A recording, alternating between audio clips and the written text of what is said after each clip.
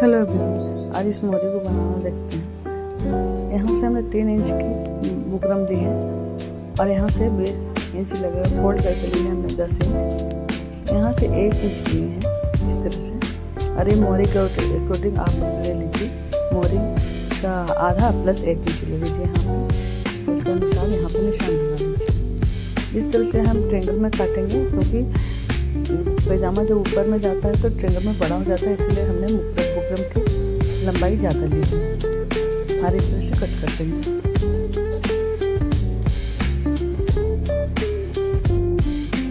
ये डिजाइन आपको कैसा लगा कमेंट में जरूर बताइएगा। एक समोसे लेस, गोटा पेटी समोसे लेस दे करके डिजाइन बनाया हुआ है, जो बहुत ही ब्यूटीफुल है। बताइएगा जरूर कमेंट में। और आप अच्छे से डिज़ाइन देखने के लिए मेरे चैनल पर बने रहिए, और आपको किस तरह का डिज़ाइन चाहिए इसके लिए भी कमेंट करके बताइएगा। सब्सक्राइब और शेयर जरूर कीजिएगा।